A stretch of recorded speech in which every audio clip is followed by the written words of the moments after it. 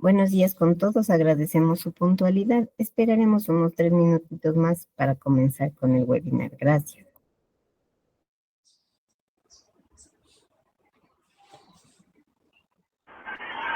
Buenos días con todos, gracias.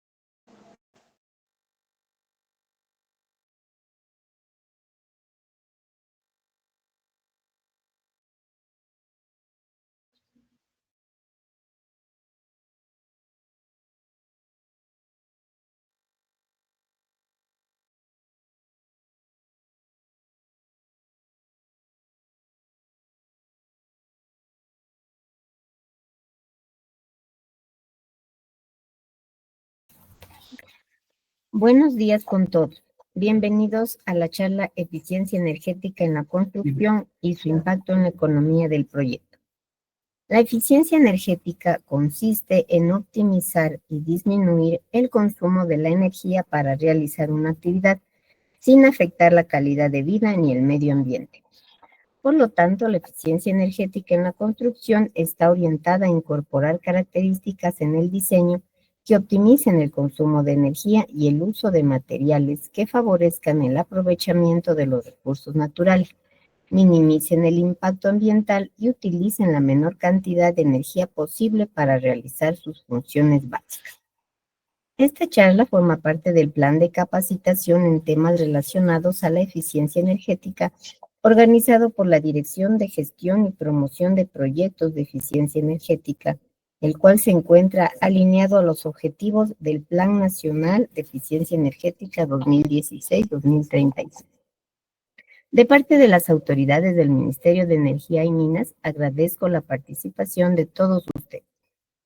Esta mañana nos acompañan el magíster Santiago Morales Flores, CEO de ArchBio, la ingeniera Patricia Recalde, directora de Gestión y Promoción de Proyectos de Eficiencia Energética en Qatar. Para iniciar el evento, escuchemos las palabras de la ingeniera Patricia Recalde, directora de Gestión y Promoción de Proyectos de Eficiencia Energética. Adelante. Muchas gracias, Isabelita. Buenos días a todos los presentes. ¿Me confirma, se me escucha bien? Sí, Pati, muy bien. Muchas gracias. Bueno, de parte de todas las autoridades del Ministerio de Energía y Minas, extiendo a ustedes una cordial bienvenida y un agradecimiento por participar esta mañana en el webinar denominado La construcción y su impacto en la economía del proyecto. Con este webinar, la Dirección de Gestión y Promoción de Proyectos de Eficiencia Energética cierra el ciclo de charlas del año 2024. Esperamos que esta temática complete los conocimientos que se han impartido durante todo el año y fomente la aplicación de eficiencia energética y de medidas de ahorro, que son un gran apoyo, especialmente en esta difícil situación que atravesamos como país. Empiezo por citar que el cambio climático es un fenómeno real y que afecta a todo el mundo y cada vez es más intenso y vemos de manera común en los diarios titulares referentes a nevadas, lluvias intensas, huracanes, sequías, incendios forestales, incluso hace poco hubo nevadas en el desierto, y todos estos afectan a las poblaciones. No solamente causan pérdidas económicas, pérdidas de materiales, sino también, lamentablemente, vidas humanas. Ante esta realidad, cada año se ha visto la necesidad de tomar medidas de mitigación y de adaptación a este cambio climático. Y sin ir muy lejos, también es bueno comentar que en la última conferencia, en la COP, bueno, ya no es la última, en la conferencia de la COP28, que fue en Dubái en el año 23, líderes mundiales y expertos en cambio climático hicieron un primer balance del Acuerdo de París y concluyeron que estamos lejos de limitar el aumento de la temperatura en el 1.5 grados centígrados en relación a niveles preindustriales. En esta conferencia se evidenció la necesidad de intensificar la aplicación de medidas de eficiencia energética y la aplicación de fuentes renovables. Entonces ahí se llegó a las partes, tomaron un acuerdo general que es el triplicar la capacidad global de energía renovable y duplicar la tasa media anual mundial de eficiencia energética. Eso es muy importante. Ahora, por otro lado, la Agencia Internacional de la Energía, según datos de esta agencia, el sector de la construcción es uno de los mayores consumidores de energía a nivel mundial. Representan aproximadamente el 36% del consumo final de la energía y el 40% de las emisiones de CO2. Y recordemos que el consumo de energía no solo se produce durante la fase de construcción, sino también a lo largo del ciclo de vida de los edificios. Esto incluye la extracción de materiales, el diseño, la construcción, la operación, el mantenimiento de los inmuebles, y cada etapa tiene un uso significativo. En el Ecuador, ante esta realidad y el gobierno también apegado a los compromisos internacionales, tiene un marco legal robusto para el tema de eficiencia energética. La Ley Orgánica de Eficiencia Energética es un instrumento publicado en el año 2019 que promueve un uso racional y que incluye dos disposiciones que yo quiero citar. La primera, el artículo 2, en la cual se declara de interés nacional y como política del Estado el uso eficiente, racional y sostenible de la energía en todas sus formas, como un elemento clave para el desarrollo de una sociedad solidaria, competitiva en lo productivo y preocupada por la sostenibilidad económica y ambiental. Por otro lado, el artículo 13, referente a eficiencia energética en la construcción, indica que el Ministerio Rector en la política de construcción y vivienda coordinará con el INDEN y los GATS la emisión de políticas y normativas orientadas a que en las edificaciones destinadas al uso industrial, comercial, recreativo, residencial y equipamientos se observe el cumplimiento de las metas sectoriales de eficiencia energética.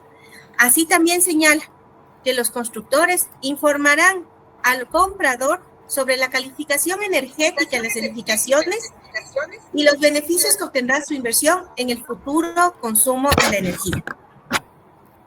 Incorporar estrategias de eficiencia energética en los proyectos de la construcción no solo reduce el consumo de la energía, sino que también mejora la rentabilidad y sostenibilidad de los proyectos. Aunque aparentemente la inversión inicial en tecnologías y materiales pueda ser más alta, los ahorros en costos operativos a mediano y largo plazo sí son significativos. Hoy más que nunca es imperativo que todos los actores involucrados en la construcción, los desarrolladores, los arquitectos, los ingenieros, las autoridades locales, las autoridades nacionales, trabajemos juntos para integrar eficiencia energética en cada fase del proyecto constructivo. Esto no solamente es una medida de responsabilidad ambiental, sino una estrategia inteligente para asegurar la viabilidad económica de los proyectos y contribuir a la estabilidad energética y económica del país. Aquí hago un paréntesis para resaltar que la eficiencia energética es transversal. No es un tema exclusivo del sector eléctrico, sino que es transversal a todos los sectores productivos del país. Ahora, para profundizar esta temática tan interesante, nos acompaña Santiago Morales, a quien le agradezco estar presente en esta mañana y por la cooperación que siempre nos brinda. Él es representante del clúster de constructores positivos, quienes agrupan y coordinan actores y acciones del sector de la construcción, como proveedores de materiales, microempresarios, contratistas, consultores, que tienen gran experiencia en aplicación de técnicas de construcción modernas y sostenibles. Quiero terminar mi intervención agradeciéndoles a cada uno de ustedes y a sus instituciones, ya que su presencia aquí representa el compromiso que tienen ustedes con la adopción de la cultura de eficiencia energética. De nuestra parte, como Ministerio de Energía, existe el compromiso de continuar ejecutando este tipo de capacitaciones, de webinars, que están relacionados con las líneas de acción que tiene el Plan Nacional de Eficiencia Energética y cuyo objetivo, uno de sus objetivos pilares, es fortalecer la cultura de eficiencia energética en nuestro país. Muchas gracias a todos. Les deseo una buena jornada y les invito a sacar el mayor provecho de los conocimientos que nos va a dar Santiago. Muchas gracias. Buen día. Agradecemos las palabras de la ingeniera Patricia Recalde. La eficiencia energética se ha convertido en el pilar fundamental de la construcción sostenible. Para mejorar la eficiencia energética de los edificios se puede utilizar técnicas y tecnologías como la instalación de sistemas de iluminación eficientes, la mejora del aislamiento de paredes y ventanas, el uso de electrodomésticos eficientes, la implementación de sistemas de control de temperatura y el uso de energías renovables, entre otros. En la charla de hoy se profundizará en estos temas y en otros como los beneficios económicos y ambientales de la construcción basada en eficiencia energética, las certificaciones nacionales y estándares internacionales para la construcción, la reducción de la huella de carbono en la construcción y el uso de tecnologías eficientes para optimizar el consumo energético. Además, se mostrarán algunos casos de éxito y buenas prácticas. Para presentar y ampliar estos temas, damos la bienvenida al magíster Santiago Morales Flores. Santiago es arquitecto por la Pontificia Universidad Católica del Ecuador y posee un título de máster en energías renovables y arquitectura por la Universidad de Nottingham, Reino Unido. Actual CEO de ArchBio, Santiago es un arquitecto con una sólida trayectoria de más de 15 años en el sector. Como cofundador de ArchBio, ha demostrado ser un emprendedor visionario que busca la innovación en la arquitectura con enfoque y experticia bioclimática, especializándose en diseño inmobiliario y arquitectura comercial. Además, se desempeña como docente en la Pontificia Universidad Católica del Ecuador, mientras que su papel como investigador en bioclimática subraya su dedicación a prácticas sostenibles. Sin más preámbulos, recibamos al magíster Santiago Morales. Adelante, Santiago, por favor. ¿Cómo están todos? Buenos días, espero que se encuentren muy bien. Primero que todo, gracias Isabel y gracias Patricia por el muy buen preámbulo y las anotaciones reales de lo que está pasando actualmente. Definitivamente gracias al Ministerio, nosotros como clúster de constructores positivos estamos muy complacidos de poder aportar al país desde el punto de vista de la experiencia, de la lógica general de los procesos y desde la práctica, que también es sumamente importante entender para poder llevar los conceptos básicos de diseño, de planificación y de ejecución a una realidad concreta que permita definitivamente ahorros sustanciales tanto en procesos constructivos como en eficiencia energética. Entonces, más bien, muchas gracias nuevamente y empezamos con la presentación. Yo les me confirman por favor si es que podemos verla ya. En este momento creo que estamos ya compartiendo. Si son tan amables. Ya podemos ver. Ok, perfecto. Entonces, como les decíamos bien, constructores positivos, dentro de esta lógica, les he preparado una charla que va de la mano de la eficiencia, la construcción y su impacto en la economía del proyecto. Esta charla va a ser un poquito interactiva. En unos 2 minutos más les voy a dar un QR que necesito que todos lo puedan ver, o la mayoría que pueda ingresar. No es necesario que todos estén, no hay problema. Y vamos a hacer unas cuantas preguntas para saber un estado del arte, como decimos nosotros los investigadores, de qué es lo que pensamos, nada más, y capaz con eso yo pueda identificar un par de procesos que valga la pena ahondar en la presentación. Solo un poco me presento, muy bien Isabel lo dijo el resumen de nuestra trayectoria, más sin embargo aquí les dejo mi correo, santiago@arch-mediobios.com. En el caso que si ustedes deseen contactarnos, con todo gusto estamos a las órdenes. Como CEO de la empresa ArtBio tenemos una lógica de academia en donde nos encanta básicamente promover esta lógica, y como miembro de Constructores Positivos soy parte del proceso de la asesoría sustentable y sostenible del clúster, por lo tanto siempre abiertos a que nos puedan contactar para mejorar las condiciones o incluso hacer consultas más técnicas sobre la base de la realidad que está pasando en los proyectos. El clúster está hecho y está fundado por muchos actores, desde pequeños arquitectos, constructores, diseñadores, ferreteros, hasta los más grandes constructores inmobiliarios o proveedores de materiales a nivel nacional. Por lo tanto, totalmente abiertos. Cualquier consulta que ustedes tengan, de seguro alguien en el clúster va a tener la respuesta o va a poder buscar la solución específica. Con eso dicho, quisiera, por favor, que todos van a ver como 60 personas de la posibilidad de entrar, ingresen este link, entendamos cómo pensamos, quiero un poco entender qué están pensando, y quisiera que respondan lo más sinceros posibles en este sentido, ¿sí? Hasta mientras, por favor, me confirman que hayan ingresado una buena cantidad. Denme un segundo, voy a estar chequeando que ya estemos con una buena cantidad de personas inscritas en la presentación, como para poder empezar. Ok, vamos 3, 4 personas, si podemos un poco más darle like, estamos ya ingresados, sería buenísimo. Perfecto, vamos 5, un poco más, chévere, 7, 8, buenísimo, sigan ingresándose, espero un minuto más, son 8 preguntas, o bueno, un poquito menos, y con eso avanzamos, ¿ya?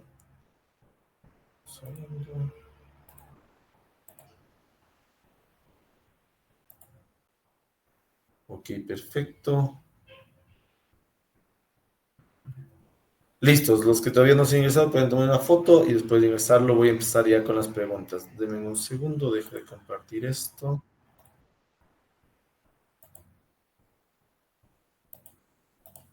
Me confirman que ya pueden ver la otra presentación, que es que entendamos cómo pensamos. Creo que sí, ¿verdad? Sí, ahorita ya. Ok, igual me confirman que estamos grabando la presentación, así que después ustedes tendrán acceso a este video y lo pueden repasar nuevamente, ¿ya? Entonces empezamos un ratito con esta encuesta súper rápida. ¿Cuál es el aspecto más importante de la sostenibilidad en edificios? Como pueden ver, aquí ya tenemos algunas respuestas. Los que faltan, por favor, vayan respondiendo. Igual sigan respondiendo las otras preguntas. Y es interesante saber, por ejemplo, en este caso, que más o menos nos dividimos en que la gente piensa que la eficiencia energética es interesante, más sin embargo el diseño bioclimático sustentable puede ser un actor importante, sin dejar de lado las tecnologías. Es interesante en este punto también pensar que muy pocos pensamos que la gestión de residuos podría ser algo interesante, y eso creo que podemos ahondar un poquito para ver por qué sí podría ser. Uso de materiales sostenibles, de igual manera. Sigamos a la siguiente. ¿Qué iniciativas consideran más efectivas para mejorar la eficiencia energética y sostenibilidad en edificios? Bueno, nos han puesto aquí que concientizar el uso de la energía, definitivamente, energías alternativas, muy interesante, concientización del uso de la energía, aprovechar los recursos locales, iluminación y climatización, edificios amigables, vamos un poquito más abajo, con el medio ambiente, la ubicación de puertas y ventanas general del edificio utilizando materiales sostenibles, interesante también. Maquinaria con buena eficiencia, eso es importante también ahondarlo y luego lo vamos a tomar en cuenta, porque definitivamente no todo lo que usamos es al 100% enfocado en una eficiencia, está enfocado en una eficiencia de uso, no necesariamente en una eficiencia de consumo energético, ¿ok? Vamos viendo un poquito más, edificios autosustentables, normativa, creo que algo ya habló Patricia y también el ministerio entiendo que está trabajando dentro de esa lógica, sin que eso también se vuelva una camisa de fuerza. Ya desde el punto de vista nosotros como constructores les vamos a ir comentando un poco lo que ha pasado, y eso es importante saber que todas las iniciativas tienen que ir creciendo con la cultura que crecemos dentro del conocimiento tanto sustentable como sostenible, ¿sí? Estudios previos, que es muy importante, iluminación natural, ¿ok? Sigamos, están muy bien algunos de estos. Si alguno de ustedes quiere ahondar en esto, no se preocupen, me envían un correo y con todo gusto podemos seguir ahondando algo más, ¿ya? Califiquemos las siguientes afirmaciones. A ver, veamos. ¿La eficiencia energética es crucial para la sustentabilidad? Bueno, casi la mayoría le da un buen puntaje, es decir, sobre 5, casi 5 puntos. Las construcciones futuras deben priorizar el uso de materiales reciclables, un poco menos. Los desafíos de gestión energética son una preocupación global. Interesante, ahí van jugando todavía, ¿no es cierto? Y las iniciativas actuales son suficientes para un futuro sostenible. Y creo que aquí todos coincidimos o se han quedado en la mitad. Coincidimos que siempre hay cómo mejorar. Creo que estamos empezando, a pesar de que ya tenemos muy buenos inicios desde hace algunos años pensando en sustentabilidad. Y efectivamente creemos que las iniciativas podrían ser mejores. Y eso creo que todos coincidimos interesantemente en ese sentido. ¿Qué desafíos enfrenta la gestión energética a nivel nacional? Interesante, falta infraestructura, algunos vamos por ahí, pero la mayoría se ha enfocado en conciencia pública limitada. Y es interesante decir, y ahí un poco partimos, me agrada mucho tener casa llena, más de 150 personas que están en la charla y entiendo que algunos ya están en el límite por tal, entonces creo que empezamos a partir de esto, ustedes son actores fundamentales de ya no tener esa conciencia limitada, ¿no es cierto? Entonces ya después de todas estas competiciones que han tenido, según comenta Patricia en ese tiempo, durante este año, ustedes ya son parte de las personas que ya no tienen una conciencia limitada, ya pueden tener cierto criterio específico sobre la realidad, ¿no es cierto? Y importante también enfocarse en que muchos percibimos los costos elevados como una lógica clara. Y efectivamente, gran parte de los proyectos han tenido costos elevados ligados a las implementaciones sustentables. Y bueno, vamos un poquito a hablar del tema y si es que me hace falta, al momento de las preguntas ustedes me hacen acuerdo de por qué hablar de costos es importante en estos procesos, ¿sí? Y bueno, las regulaciones insuficientes ahí van con la mano de la infraestructura. Vámonos un poquito más. ¿Cómo podemos fomentar la sustentabilidad y sostenibilidad en el sector de la construcción? Interesante volver a hablar del marco jurídico, materiales, incentivos gubernamentales. Ahí es importante decir que efectivamente todo nuevo cambio, todo proceso, siempre tiene que venir acompañado con un ganar-ganar. Y ahí no solo el pedir incentivos como una lógica de que quiero que pase, más bien la lógica está en cuánto aporto y cuánto puedo de ese aporte, tanto el gobierno, el municipio o el privado o el público se beneficia, y sobre ese beneficio, cuánto compartimos del beneficio, un poco sobre esa lógica, ¿sí? Va por la mano de procesos preferenciales, normativas, de uso de nuevas tecnologías, que es interesante, difundir y educar, que creo que todo el mundo dentro de esta lógica está enfocado en eso, por eso están tomándose un par de horas de su día en la mañana para justamente aprender un poco más, ¿ya? Vamos a un diseño pasivo, creo que es interesante, esto lo vamos a ahondar ahora, un poco entender el por qué el diseño bioclimático, el diseño pasivo puede ser una lógica clara de beneficio. Y pensar siempre en el largo plazo, creo que aquí es interesante, el beneficio a corto plazo, a veces nosotros como sociedad queremos el corto plazo, ¿no? El que ahora, mañana todo se acaba, pero también pensar a entender que las edificaciones no duran un día, no duran 6 meses, duran años, y en esos años capaz de largo plazo es más importante que el corto plazo, ¿sí? Difusión y regulación, creo que es importantísimo pensar que este tipo de charlas tienen que ser no solo esporádicas, sino incluso más continuas, así como el video que muy bien saldrá de esta charla, pues tenerlas en los canales adecuados siempre es importante. Como constructores positivos, nosotros efectivamente el canal que manejamos, y ahí más bien invitamos al ministerio y a ustedes, cualquiera que tenga una iniciativa de eficiencia para el proceso constructivo o temas de construcción, siempre estamos abiertos a retomar esa información y poderla socializar alrededor de nuestro canal, justamente porque es la base del clúster, ¿sí? Sigamos un poquito más. Creo que estamos evaluando satisfacción con las iniciativas actuales de sostenibilidad, y aquí un poco cuando evaluamos nos complica, y es claro, vemos que las iniciativas gubernamentales percibimos que tenemos una poca satisfacción. La participación del sector privado igualmente está teniendo al medio bajo, ¿no es cierto? Educación y conciencia pública de igual manera, y las innovaciones tecnológicas como la única que estaría más cercano a una realidad que percibimos cercana. Y aquí sí, capaz, y vale la pena decir que, por ejemplo, tanto en las gubernamentales seguro habrán algunas iniciativas que no están bien comunicadas, y definitivamente diré que desde la parte privada nosotros como productos positivos hemos trabajado mucho en temas sustentables, sostenibles, y claramente lo que ha pasado y que queremos, que creo que podemos seguir fomentando, es esa socialización de esas buenas prácticas, como vamos a hacer ahora, para que en la realidad más actores se sumen a replicarlas o incluso a refutarlas para poder mejorar y crecer, ¿sí? Entonces es importantísimo también el tema de la conciencia pública sobre esa lógica específica, ¿sí?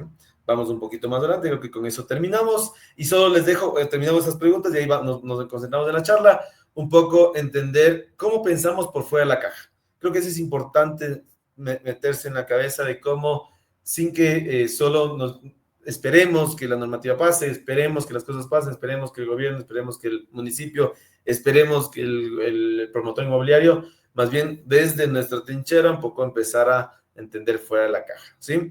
Veo por aquí tengo una mano levantada, Fabián Toquiza, más sin embargo creo que tenemos que esperar para las preguntas finales, no porque no crea que sea relevante, sino más bien para darle continuidad a la charla, si les parece bien, o no sé si saber cómo hacemos un poco este tema, ¿ya? Sí, justamente les había indicado que las preguntas las dejen por favor en el chat para solventarlas al final del evento. Ok, entonces denme un segundo, vuelvo a compartir la presentación. De seguro la pregunta que tiene Fabián es sumamente importante, así que la tenemos ahí guardadita para después, ¿ya? Me confirma que ya estamos viendo la presentación, ahora sí para empezar un poquito más de este tema. Perfecto, creo que sí, ¿no es cierto? Sí, sí. Ok, un poquito qué hacemos. Les comentaba, con resultados positivos, nuestro propósito es, existimos para reducir el déficit de vivienda e infraestructura, construyendo soluciones más asequibles, eficientes y sustentables. Y cuando hablamos de asequible, hablamos de que la gente pueda acceder a esas viviendas, a esa construcción y a ese proceso dentro de esa lógica, no necesariamente solo el costo, sino que sus condiciones le permitan acceder a ese tema y que específicamente lleguen a ser sustentables. Como les decía, somos un clúster variado, así que efectivamente estamos para poder aportar a la industria de la construcción en todo el sentido. Ya como Academia Arbio y como mi empresa Arbio, nosotros tenemos el propósito de democratizar la bioclimática en el Ecuador, promoviendo prácticas sostenibles y accesibles para todos, desde la educación, en este caso accesibles justamente porque estamos abiertos a fomentar este tipo de charlas, este tipo de procesos y este tipo de elementos dentro de diferentes actores, no solo en la educación formal, llámese universidades, llámese institutos, sino también sobre todo en estos espacios en donde gente como ustedes están súper ávidos para poder buscar y entender las cosas. Y empezamos con esto me gusta mucho en todas las charlas que suelo dar dentro de la cátedra, es empezar a entender que no debemos pelear con el clima. O sea, pensar que el clima es el problema, creo que empezamos con un problema, básicamente volver a la redundancia. ¿Por qué? Porque el clima es lo que hay, es algo que no podemos controlar, es algo que es de alguna manera cíclico, de alguna manera podemos tener cierta data, pero en la mayor parte de veces la incertidumbre que tenemos, y ahora lo estamos sintiendo mucho más fuerte, es mucho más extremo. Ahora, lo que sí estamos haciendo como sociedad es dañando ese clima. Entonces, no lo podemos controlar, pero sí lo estamos dañando. Entonces, hay que tener mucho cuidado con nuestras acciones a largo plazo, porque en la práctica lo que estamos haciendo es generándonos nuestro propio problema. No quería tener el tiempo, pero les invito a buscar en el YouTube. Hay un video de un dinosaurio que fue en la última COP, si mal no recuerdo, que dice claramente, y a manera de tema, el dinosaurio se para en el atrio de la COP y dice, dañar el medio ambiente o generar cambio climático es como que los dinosaurios hubiésemos financiado la creación de un meteorito para que se destruya nuestra vida. Entonces es importante empezar a entender eso. Les invito a que vean ese video, es bastante interesante y se ve bastante prometedor. Sobre esa base, entender que este mundo que tenemos, que si pensamos que no debemos luchar con el clima, entender que hoy estamos siendo un problema. Hoy nosotros somos el problema y tenemos que entender cómo manejar ese problema para ver cómo lo vamos mitigando y cómo vivimos en ese concepto, ¿no? Entender que las edificaciones aportan con casi el 40% de las emisiones de gases de efecto invernadero a nivel del mundo, y eso incluye tanto la etapa del proceso constructivo como la etapa de uso. Y muchas veces el mayor impacto está en cómo usamos los espacios, cómo diseñamos los edificios y cómo manejamos esas cosas. Y muchos de ustedes vivirán en tanto casas, departamentos, en donde una ciudad como Quito, donde estamos, no sé si la mayoría de ustedes, pero digamos donde yo estoy en este momento, una ciudad fría, en donde se utiliza aire acondicionado y se está utilizando en muchos edificios, es un error de diseño conceptual muy importante. Habrán zonas de Quito, obviamente los valles, que quizás la temperatura es distinta, pero aún así la temperatura del aire exterior promedio en el año de la ciudad de Quito específicamente tiene las capacidades adecuadas como para manejar un diseño y un concepto de manejo espacial interior dentro de un clima de confort. Por lo tanto, ese tipo de consumos se vuelven dentro de este impacto que tenemos a nivel del mundo, y todo pasa porque quizás en el proceso de diseño o en el proceso de uso no estamos siendo conscientes con el tema. No sé si les ha pasado, pero también pasa que dejamos prendidas las luces o tenemos un sistema de calefacción, a veces por el frío, hay sí mucho frío, es coherente tener un sistema de calefacción si fuera el caso, pero a veces lo dejamos prendido indiscriminadamente, pase lo que pase, ¿no? O cuando estamos en un hotel, dejamos prendido el aire porque quiero regresar a que la habitación esté fría. Y a veces no nos damos cuenta todo el tiempo que estamos malgastando los recursos, no solo del Ecuador, sino del mundo. Finalmente, nosotros somos una parte importante en el sentido de tener un Amazonas, tener un espacio verde, tener una lógica específica de aporte al medio ambiente, más sin embargo, somos una parte del todo que es el mundo como tal, ¿sí? Y entender esto, ¿no? Que a veces esta imagen me gustó y por eso la puse, que parecería que nosotros mismos queremos conectarnos y queremos tratar de pensar en lo que podemos hacer, pero entendamos que el cambio de comportamiento a nivel mundial del clima es importante. La crisis energética en Ecuador, más que evidente, donde gana vamos a ponernos a hablar de ese tipo de cosas, sabiendo que todos lo sufrimos todos los días. Y como bien decía también Patricia, lluvias y nevadas en el desierto hasta hace poco, cosas que, si bien es cierto en nuestra época, y me refiero al tiempo conocido de los humanos, entre comillas, no lo hemos vivido, deben haber momentos cíclicos a partir de los procesos del mundo en donde sí pasó, pero esos son cambios radicales que cambian la morfología del mundo. Entonces, nosotros como actores minúsculos en la base del cambio climático, podríamos vernos afectados muy fuerte. Somos unos actores muy fuertes en generar el cambio climático, pero en este momento somos unos actores muy débiles en tratar de controlarlo. Eso es un poco complejo. Así que les invito a que nos sumemos más para que justamente podamos controlar de mejor manera. Y también huracanes o fenómenos meteorológicos cada vez más extremos, ¿no? O sea, cada vez hablamos de que este año fue el huracán más fuerte, categoría 5. Yo creo que hay que crearle una categoría más ya al huracán por poco, porque ya cada año va a seguir siendo distinto y eso es preocupante. Con eso dicho, les invito, antes de entrar en materia, que cada vez más actores se están sumando a esta carrera de proyectos sustentables y llegado a la conciencia del medio ambiente, así que ustedes pueden ser parte de este cambio a pro mejora del concepto, ¿sí? Cualquier aporte es bueno. Uno dirá, oye, pero en China, no sé, en África, en Estados Unidos, el consumo y el tema de gases de efecto invernadero es 10, 20, 100 veces más que nosotros, ¿sí? No voy a negarlo, nosotros parte de la clase lo sabemos decir lo mismo, más sin embargo, nosotros podemos cambiar el mundo, al menos nuestro mundo. O sea, el estar aquí dando una conferencia con ustedes, de que ustedes puedan escuchar esto y quizás conversarlo esto con quien sea, y capaz incluso algún día aplicarlo, efectivamente eso es cambiar el mundo que puedo cambiar. Con eso les invito a ustedes también a cambiar ese mundo alrededor suyo dentro de estas prácticas y buenas prácticas. Con esto dicho, importante decir que todos los proyectos sustentables deberían tener estas tres aristas dentro de un eje adecuado, consolidado. Tiene que ser ambientalmente adecuado, tiene que ser económicamente viable y tiene que ser socialmente percibido, porque si no son estos tres actores, finalmente no somos sustentables. ¿A qué quiero decir? Yo puedo ser muy bueno mejorando las capacidades del medio ambiente, ambientalmente, reforestando y demás, pero puedo tener un proyecto que está dañando todo el tema. No quisiera poner nombre y apellido con ninguno, pero voy a poner una analogía en ese sentido. Y no sé cuántas les ha pasado, pero a mí me pasa personalmente en la familia y todos los días peleo con eso con la señora.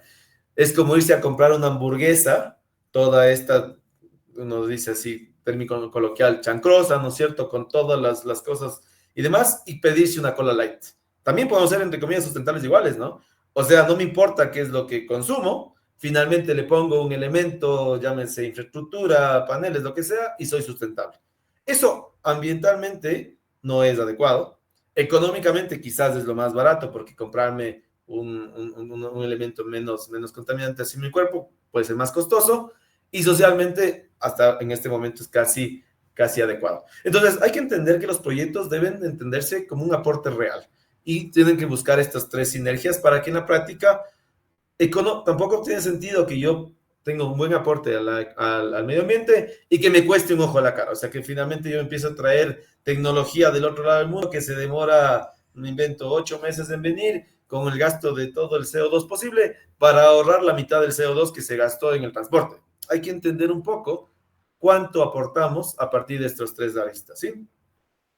Y con esto me voy a enfocar, no necesariamente en cada una de ellas, pero solo para que tengan una idea.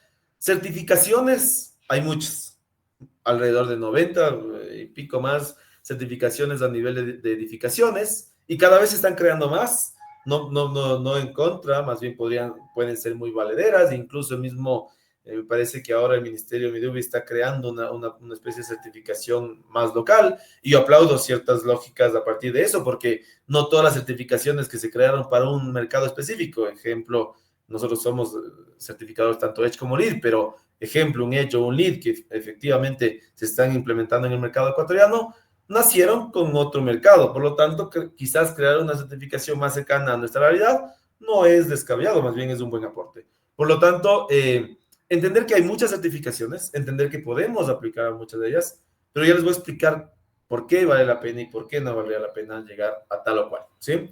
También entendamos que a nivel de materiales o productos, de igual manera, hay alrededor de casi 150 tipos de certificaciones, ligadas cada una de ellas a tratar de enfocarse en una tipología, ¿no? O sea, si tenemos el tema de extracción de madera, si es que la extracción de madera ha sido adecuada, si tenemos temas de, incluso para extracciones ya más mineras, extracciones de tipos de materiales cuasi peligrosos, también hay certificaciones que validan el proceso dentro de un marco, digamos que teóricamente aceptado. Obviamente, el extremo sería no hagamos nada, ¿no? O sea, no saquemos metales, no saquemos ningún recurso, pero ese extremo también lo que termina pasando es que si no hacemos nada, no lo hacemos bien, primero, y si de otro lado, tampoco podemos sobrevivir, si fuera el caso. Entonces, tenemos que tener justo una medida intermedia entre cuánto recursos ocupamos en función de lo que realmente necesitamos, porque a veces estamos mal acostumbrados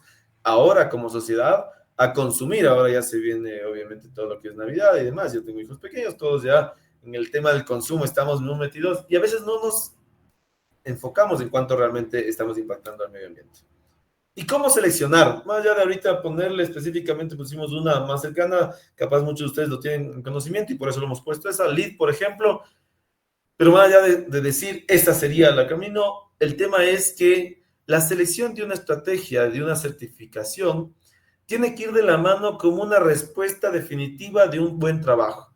Yo hago este ejemplo mucho, al igual que como hago con mis hijos pequeños, le digo, cuando te ponen la estrellita de Navidad o la estrellita en tu frente, la profesora o el profesor, es porque hiciste un buen trabajo, no porque realmente tú le pediste o te enfocaste en tener la estrellita. En la práctica, el buen trabajo, cualquiera que sea esto, a generar buenas prácticas, en este caso sustentables, sostenibles para proyectos, pensar en cuántos recursos tengo, cuántos ahorro y cuántos consumo, tiene que sí o sí determinar o quizás alcanzar una certificación específica, pero si empezamos al revés y dentro de nuestra experiencia, lo que hace es sobrecargar costos, porque con todas ellas no hay ni una sola que no sea una serie de procesos que se tienen que ir seleccionando, una especie de checklist y decir yo quiero este, y definitivamente entre más checklist o más, como veo aquí los puntitos verdes, entre más seleccionemos, más sustentables somos. Pero también hay que tener mucho cuidado en eso, ¿no es cierto? ¿Por qué hay que tener mucho cuidado en eso? Porque yo puedo, como les decía antes, sobrecargar costos de los proyectos, que finalmente lo que termina pasando es que, por más que tengo un tremendo sello en la pared, en la práctica consumo más que cualquier otro, como el ejemplo de la hamburguesa, ¿no? O sea, puedo verme sustentable o verme light, pero finalmente hay hamburguesas mucho mejores que no tienen ese consumo.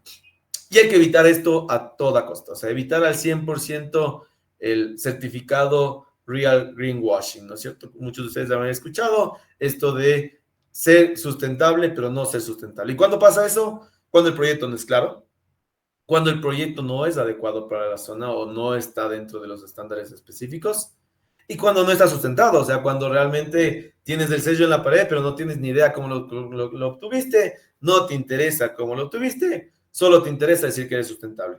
Y de eso, lastimosamente, en este país tenemos mucho. Por lo tanto, aplaudo mucho a ustedes que están siempre ávidos y están en este punto aprendiendo nuevas cosas, intentando entender, y les va a permitir también a ustedes empezar a cuestionarnos y decir, ¿realmente somos sustentables?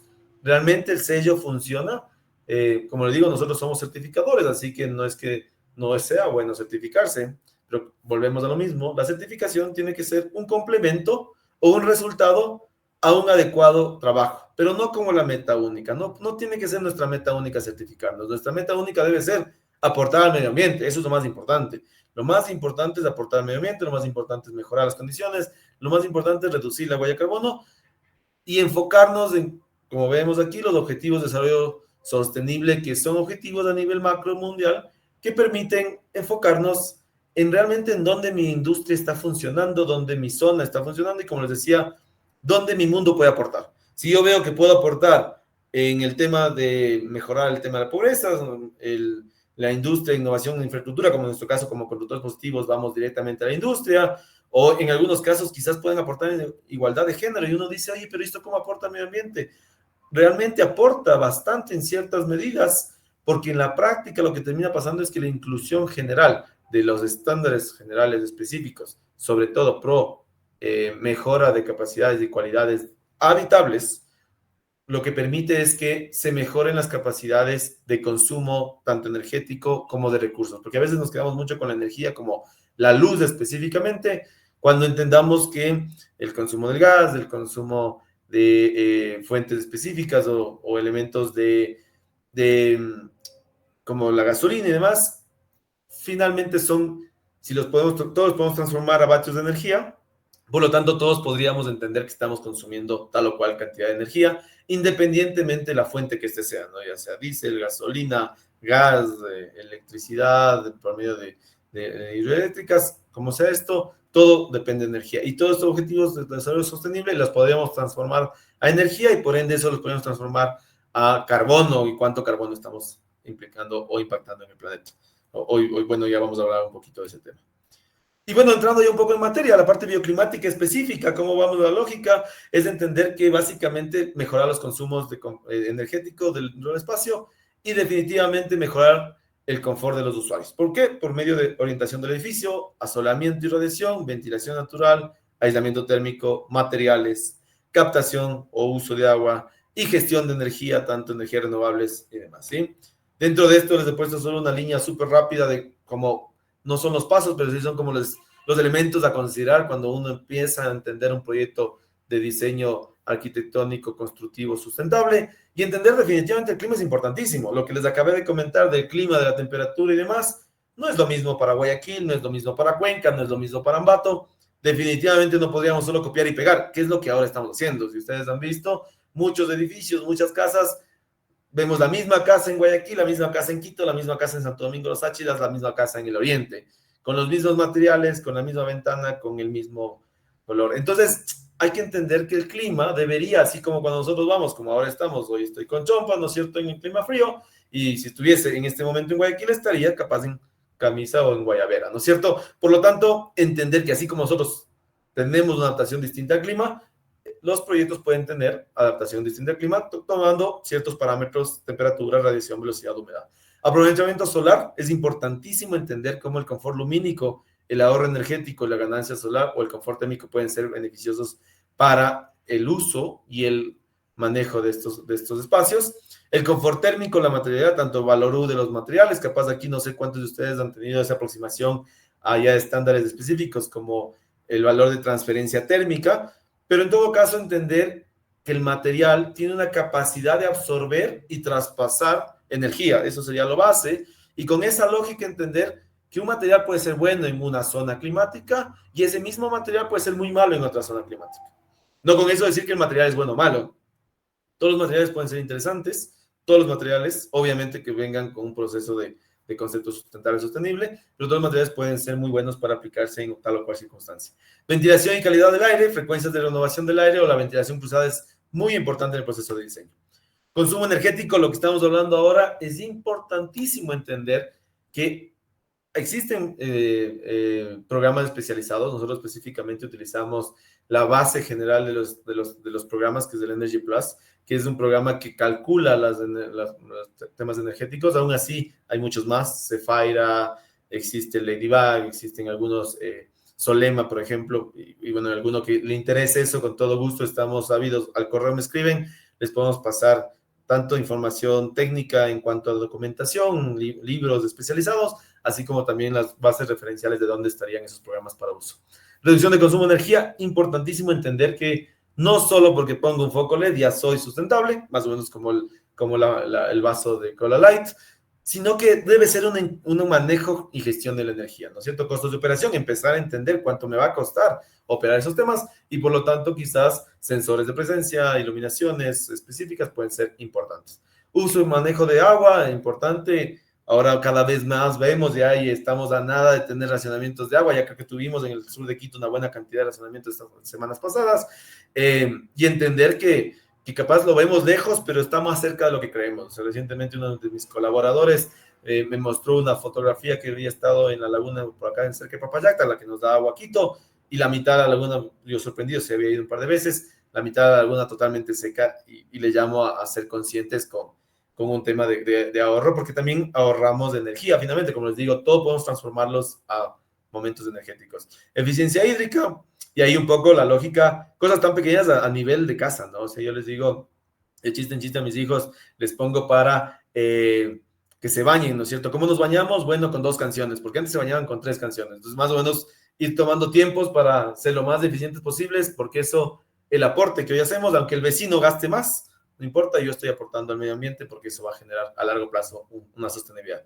Pensar en energías renovables, definitivamente generación de energía, sistemas geotérmicos, reducción de emisiones de CO2 y pensar en esto de la huella de carbono y materiales sostenibles. Pensar en cómo puedo seguir comprando a personas, a empresas, a lugares que están siendo sostenibles, que están haciendo un esfuerzo por traer materiales que impactan lo menor posible al medio ambiente y cómo puedo yo ir aportando esa lógica o cómo puedo pensar en el post de uso del material, ¿ya?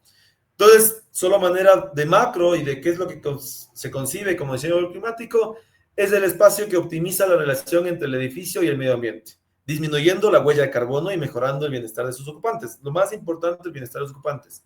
Este enfoque puede resultar en edificaciones autosuficientes con baja demanda energética y alta eficiencia en uso de los recursos naturales. Importantísimo entender que desde el diseño podemos tener un aporte sin dejar de lado que podrán haber proyectos que se puedan hacer un retrofit y eso todavía tiene un aporte mayor. Retrofit hablamos de un manejo de un edificio actual que podemos mejorar sus condiciones. Y para esto entender que hay metodologías, en este caso nosotros nos permitimos en el año 2018 fomentar una metodología que es esta metodología de diseño bioclimático que va de la mano de generar interacciones, en decir, no nos quedemos con la idea solamente como arquitectos, sino también, o como constructores, sino como cómo podemos esa idea siempre repensarla, desde el sol, desde el viento, desde la iluminación, desde las vistas, desde el consumo energético, y esas visiones tratar de cambiar o modificar, así sea poco, la morfología del edificio, de tal manera que los ocupantes vivan y puedan usar los recursos de la mejor manera posible. Y con esto vamos a ver varios casos prácticos. Les he traído 3 casos prácticos, lo podríamos haber puesto más, pero por tema de tiempo y por honor a que quisiera que ustedes me puedan hacer preguntas de donde se puede corregir mejores cosas, hemos traído 3 específicos. Una de estas es una vivienda, luego vamos a hablar un edificio educativo y luego un edificio corporativo, un poco para que veamos, sin entrar en mayor detalle, luego vemos un poco cualquier consulta adicional. Esta vivienda está ubicada, para que tengan una idea, cerca de San Patricio, en la zona de Lumbicí, en donde en la práctica se hicieron análisis específicos, tanto lumínicos, los documentos superiores que van a ver las plantas, tienen la capacidad lumínica y solo para que tengan una idea, todo el rango verde sería lo adecuado dentro de un rango de confort específico. ¿Y cómo se logra eso? Más allá de que parecería tanto con forma como profundidad de fachada, tamaño de ventanas, así como aperturas de ventanas, color del vidrio, materialidad. Y ahí es donde entran todos estos procesos, ¿no? No solo es decir, la pared que ocupé en el norte de Quito, en La Pampa, sirve para Lumbicí también porque tiene el clima más parecido. De ninguna manera. Los análisis específicos ayudan a tomar mejores decisiones, tanto como puede ver aquí, en planta baja como en planta alta, ¿sí? Entender que el asoleamiento, las vistas y la ubicación del proyecto son sumamente importantes para determinar los usos del espacio dentro de la vivienda, en este caso, o dentro de una zona comercial. O sea, si voy a poner un gimnasio, siempre hacemos este ejemplo, no lo pongo en donde más le llegue el sol, porque lo que va a pasar ahí es que, además que la gente va a estar ocupando fuertemente el espacio, vamos a llenar de calor adicional, por lo tanto el aire acondicionado y el uso de energía va a ser casi, va a ser obligatorio. Igual manera, no le pongo la zona de dormitorio en la zona más, con menos llamada de sol o menos calor que posee el espacio, porque lo que va a pasar es que los usuarios finalmente van a tratar en un clima como Quito, comprarse un calefactor y generar mayores consumos. A manera de ejemplo, si ustedes ven el gráfico azul en el lado derecho, el lado derecho abajo, al RAE 90.1 para un tipo de vivienda en este tamaño, con los programas, en este caso se hizo con Insight 360, que es un programa de Autodesk, estaríamos dentro del rango de 752 kilovatios hora metro cuadrado al año para este tipo de ubicaciones. Esta casa con el diseño está llegando alrededor de 360, para que tengan una idea sobre esa base. ¿Y por qué llega esto? Porque tiene estrategias tanto activas como pasivas, y cuando hablamos de activas y pasivas, de entender que no solo el sistema de aire acondicionado es el único motor posible dentro de la edificación, y las estrategias pasivas de entender que con temas tan básicos como aperturas de ventanas que no cambian la arquitectura o tamaños de los espacios, que no cambian específicamente la percepción de la persona dentro del espacio, podemos controlar ventilación natural, tanto directa como cruzada. Podemos controlar sistemas de efecto chimenea, por ejemplo, que es poner que ciertas partes de la vivienda, ciertas partes del espacio estén absorbiendo ese calor, y básicamente eso genera que la respuesta de esta vivienda o de este espacio sea mucho mejor ante el clima, y además le dejamos al usuario poder tener esa capacidad de tener esa adaptabilidad al espacio, ¿no? Abrir la ventana cuando haya mucho calor y capaz cerrar la ventana cuando en la práctica necesita concentrar el calor. Un siguiente caso práctico, como decíamos, nos pasamos un poquito a la parte de educación. En este caso específico, tuvimos el placer de poder trabajar en este proyecto en cuanto al diseño bioclimático. En este caso es el nuevo La Arena, que está bajando a Nayón.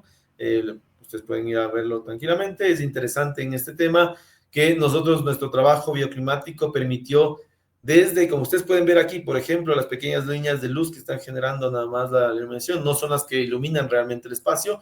Las que iluminan realmente el espacio son estos grandes tragaluces enfocados al sur, en este caso de la ciudad.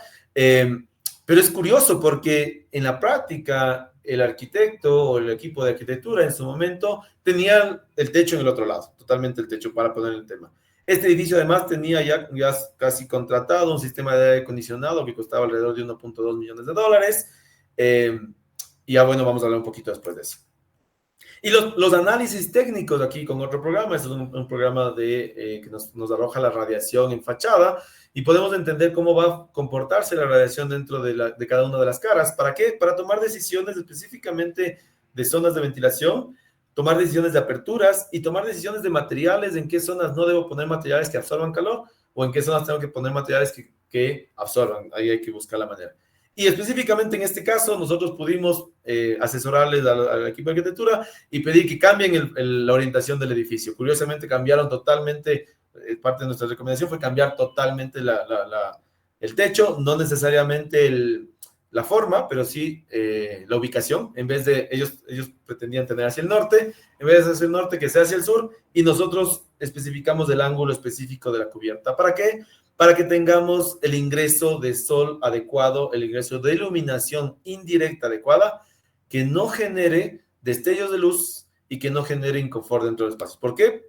Hicimos estos análisis, por ejemplo, en donde claramente se veía en el escenario 1, que era la base del diseño, en donde las zonas de incremento de iluminación dentro del espacio iban a ser sobreexpuestas. Todo lo que vemos amarillo es que va a haber demasiada iluminación.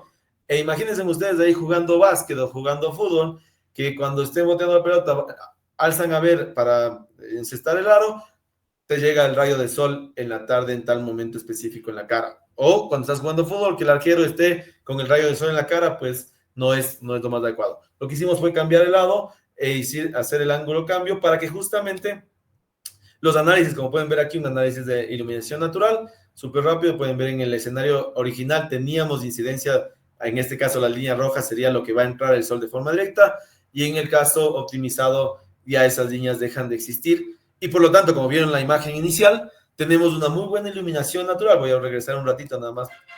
Tenemos una muy buena iluminación natural en cualquier momento del día, incluso con cielo casi nublado. Lo que hace es que las iluminaciones tengan, además de ser dimerizables, permiten tener el control en el momento para tener la mejor iluminación, no sobreexpuesta ni por debajo de lo adecuado. También se pensó en ventilación natural. Hablábamos de que aquí teníamos $1.2 millones de aire acondicionado ya casi contratado, entre ventiladores, entre sistemas de enfriamiento.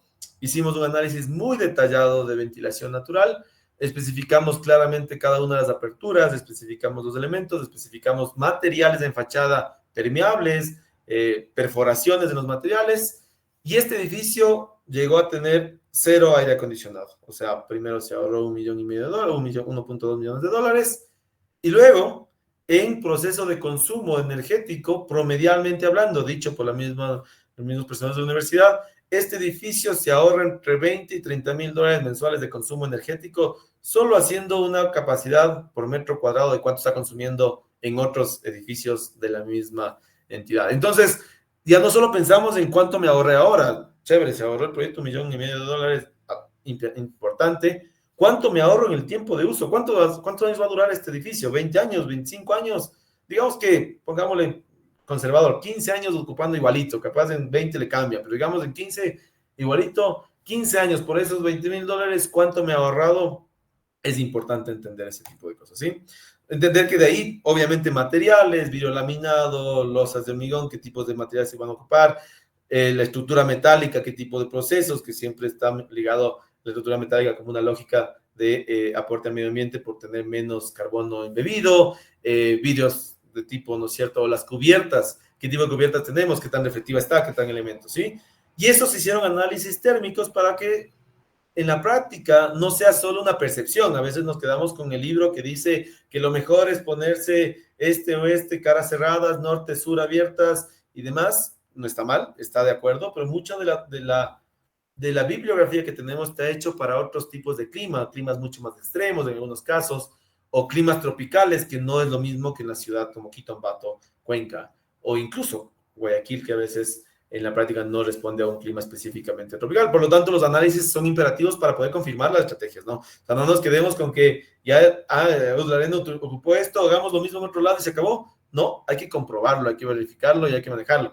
Hoy estamos en una base con el IGE, que ya lo hicieron y hicieron tomas de medidas actuales de uso, y lo que vamos a hacer es básicamente la comparativa entre lo inicial, lo esperado y lo terminado, que es un tema que como academia, como consultores positivos y como investigadores, es muy poco lo que se hace en el país y estamos fomentando que se haga. Así que les invito a ustedes, cada uno de ustedes que tengan un proyecto que se haya hecho, que ya haya tenido temas o se vaya a hacer, les invito a que siempre intentemos comprobarlo y llevarlo a la academia para que eso se vea más tangible y no nos quedemos solo con la bibliografía externa que a veces no siempre responde a nuestra realidad. Un tercer proyecto es este que recientemente se está terminando, ya está por terminar, que es el proyecto de la ampliación del Hotel Park, más allá de la planificación, que es Cristian y constructor de Semaica. Nosotros como asesores sustentables de diseño climático, lo que hicimos fue toda la conceptualización sustentable del proyecto. En este caso, este proyecto tiene, más allá de las certificaciones, tiene todos los procesos que vamos a ver un poquito, y finalmente logra tener punto verde del Ministerio de Medio Ambiente, tiene ecoeficiencia en la ciudad de Quito, que no sé si algunos lo han manejado, una normativa específica en su momento, hoy PUCS se llama la sustentabilidad, tiene EDGE, tiene LEED, y también tiene un proceso con la ONU en cuanto a mecanismos de desarrollo limpio. Por lo tanto, importante decir que tiene ese tipo de proyectos, porque ya vimos la vivienda, donde puedo hacer algo más tangible, más sencillo, más pequeño, un edificio educativo donde ya los parámetros técnicos tienen que ser mucho más importantes, pero es valedero, y ahora un edificio corporativo que incluye residencias, hotel y oficinas, un poco un mix de todo. En resumen, va a tener en realidad un ahorro de agua del 22%, un ahorro de energía del 25%, un ahorro de aportes materiales del 26%, y una densidad del 5%, sobre un estándar máximo que tenía el municipio de Quito como para ponerle como referencia específicamente. Ahora bien, ese estándar no es que es lo que se está construyendo, al revés, era lo que el municipio intentaba, que la mayor parte de proyectos ojalá tengan el 100% de eficiencia en todo, tanto agua, energía y deportes. En la realidad, la mayor parte de proyectos se construyen del cero para abajo, y no por ponerlo como una referencia sobre el proyecto, sino en general, muchos proyectos en la ciudad de las ciudades del Ecuador no se construyen pensando en temas sustentables sostenibles, y es la mayor de construcción. Entonces, finalmente, no importa cuánto consumen agua, pongo la grifería casi directa sin ningún ahorrador, cuánto consumen energía, no importa, pongo la cantidad de usos y formas, y no tengo ningún aporte al medio ambiente. Solo para ahondarnos un poquito, porque estos son elementos que aportan al carbono, hay muchas más estrategias, pero me he enfocado en 4 o 5, me parece, porque creo que vale la pena tomar en cuenta que los proyectos pueden tener varias estrategias. En este caso, por ejemplo, agua lluvia detenida, en el caso de, obviamente, así como hay momentos de sequía, que ahorita estamos en sequía completa, ojalá me equivoque, pero van a haber momentos de lluvias extremas que cada vez dirán, es peor, es peor, es peor. El año pasado tuvimos el día con más lluvias en Quito de los últimos 10 años, y el 2023 lo mismo. Espero que no sea el 2015, el 2025 con más lluvias, porque eso va a generar impactos, ojalá no, como la Gasca, como eventos, y si no preveemos ahora, es importante. Entonces, el proyecto, por ejemplo, retiene agua lluvias en sus superficies, tanto en áreas verdes como en cisternas. También tiene un impacto muy fuerte en el consumo y en el ahorro de agua, que es importantísimo. Algo que hizo adicional es que el proyecto, como es una ampliación de un hotel ya existente, preexistente, se hizo un análisis muy consensuado de cuánto consumo, cuánto es el tipo de usuario que está consumiendo, y claro, los consumos a veces en este tipo de hoteles o en otros tipos de hoteles, el cliente, la persona, el usuario va y se baña 2, 3 veces, porque son ejecutivos y a veces tienen 2, 3 reuniones en el día, en la mañana salen bien, regresan al hotel, se vuelven a cambiar, bañarse y vuelven a salir. El consumo de agua o de energía era importantísimo, por lo tanto el nuevo proyecto tiene intenciones y además infraestructura que permite que, por más que el usuario siga con ese comportamiento, porque no podemos decirle, o a veces como les decía antes a mis hijos, no, báñate en 3 canciones o 2 canciones. Si él se baña en 3, se baña en 3, ahí hay que luchar, ¿ok?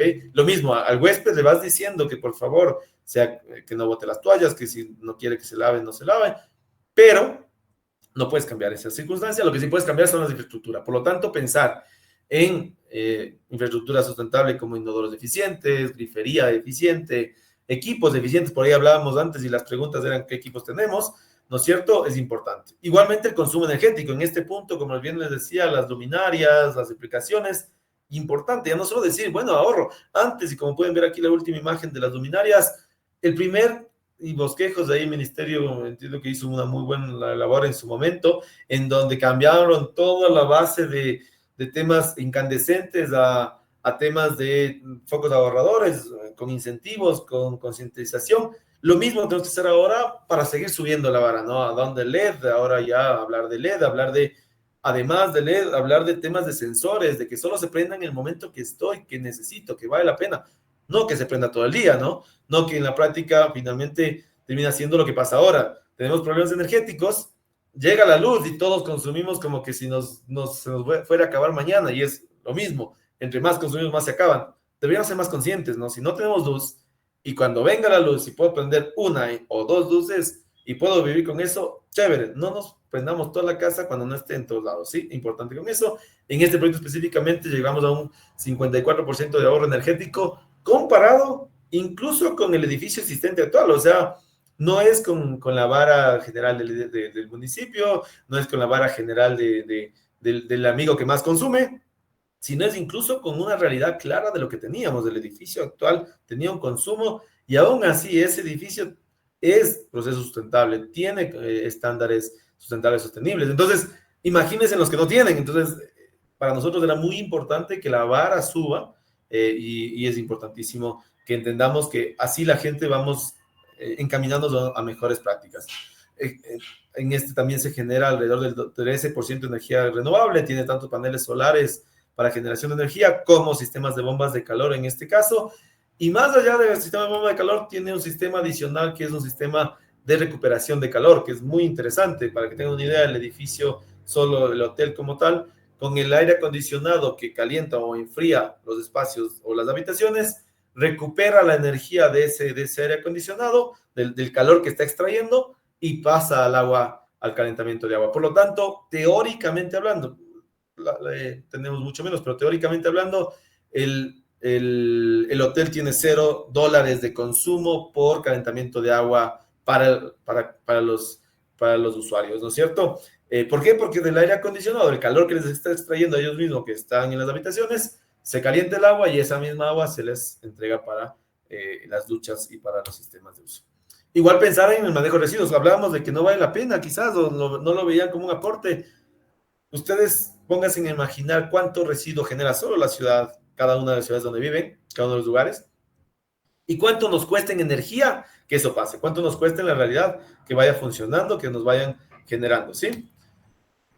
Y esta parte, en cuánto nos cuesta manejar estos procesos. Alguna vez hablábamos, y creo que Quito genera alrededor de 1 tonelada al día o un poco más, creo que son como 2 o 3 toneladas al día de basura que se van básicamente tapando. En algún momento vamos a ser insostenibles. Por lo tanto, hay que pensar en el manejo de residuos, ya no pensar en la basura, ya hablar de basura ya no tiene sentido. La basura ya no es basura, es residuo, y el residuo, ¿cómo se lo gestiona? Con eso decir que las estrategias de diseño climático están enfocadas en el uso de las personas, en cómo mejoramos la calidad de vida de las personas, pero principalmente en la operatividad del proyecto, cómo la energía puede ser menor, qué fuentes de uso tenemos, si es de energía fósil, si es de energía limpia, ¿no es cierto? Si es o cómo manejamos de la gestión del agua, y cuánto podemos ahorrar, es importante decir. Cuando empezamos a entender un diseño técnico, arquitectónico, constructivo adecuado, y lo implementamos junto a estrategias bioclimáticas sustentables y materiales, así como también eficiencia, tanto en energía como en agua, podemos tener un ahorro entre el 25 y 45% en el gasto del consumo general. Y yo les decía, una cosa es lo que construyo, y efectivamente, quizás la inversión inicial puede ser un poco mayor. En muchos casos, cuando son temas pasivos, temas de diseño, la inversión es cero. Pero esa inversión inicial ahora en infraestructura me representa en el largo del plazo, en los 10 años, 15 años o 20 años de la operatividad del proyecto, un retorno importante. Ya no solo es qué lindo que aporto al medio ambiente, sino además mi economía en el largo plazo va a funcionar mejor, y es sumamente importante. Ahora hay que pensar en ser resilientes energéticos. Creo que eso es importantísimo. Estas últimas láminas las dejé para, normalmente no las podemos colocar, ahora las ponemos por el tema de lo que nos está pasando, muy coyuntural, y que de alguna manera entender que se puede acabar, sí, pero también puede volver. Y eso hay que dejarlo claro. ¿Por qué digo se puede acabar? Se puede acabar en meses, en años, en lo que sea, que hagamos lo que sea. Pero así como también seguimos consumiendo, seguimos naciendo, seguimos creciendo, seguimos teniendo más aparatos. No sé cuántos ustedes, yo aquí en la oficina nomás tengo solo para mí computadora, pantalla, celular. Estamos consumiendo a tope, ¿no es cierto? Entonces, hay que entender que cada vez nuestros hábitos de consumo siguen creciendo. Por lo tanto, antes de los cortes, nosotros ¿qué pensábamos? Carbono cero, eficiencia energética, paneles solares, otros sistemas, pero de forma aislada, ¿no? De forma, pensaban que, podría ser, vale la pena para largo plazo, puede ser interesante, pero hoy que se vuelve, a partir de los cortes energéticos, algo imperativo, necesario y obligado, lo que termina pasando es que ya no es una lógica de pensar en, quisiera pensar en algo así, quisiera entender algo así, sino es algo, debemos pensarlo. Entonces, después de los cortes, ¿cuál debería ser nuestra mentalidad? Entender primero si la hidroeléctrica es lo más adecuado solamente. Efectivamente, para el mundo, o para gran parte del mundo, la hidroeléctrica tiene ciertos conceptos sustentables, sostenibles, es una energía más limpia que otras. Todo lo que les decía antes, todo lo que hagamos impacta al planeta. Lo importante es cuánto queremos impactar y cómo podemos impactar lo menos posible. Por lo tanto, pensar que si solo la hidroeléctrica, ahora ya apareció, y aplaudo muchísimo el tema de la geotérmica, por ejemplo, entender que tenemos recursos que otros países, otros lados del mundo no tienen, y debemos de empezar a explotarlas, ¿no es cierto? Y empezar a entender los backup, tal vez sistemas híbridos. A veces había una política previa, y más ya desde el punto de vista político, sino más bien desde el punto de vista de pensamiento, de que como genero mucho, pues nadie más puede generar, como tengo más, nadie más tiene que hacerlo, o como me sobra, nunca más debo pensar en algo futuro. Y nuevamente vuelvo a decir, puede volver. Sobre esa base, pensar en sistemas híbridos, a veces el miedo a que se interconecten 2, 3, 4, 5, 10 megas a la red que capaz no soporta. Oye, interconectamos 3.000 megas, podemos hacerlo, hagámoslo, interconectamos 8.000, hagamos. La cuestión es que tenemos que cambiar nuestra mentalidad. No sé cuántos de ustedes están dentro del ámbito gubernamental o municipal y dentro del ámbito privado. Pues desde nuestras ópticas intentemos cambiar nuestra mentalidad al todo sí, ¿no? ¿Cómo hacemos que pase? No cómo hacemos que no pase. O sea, ¿cómo hacemos?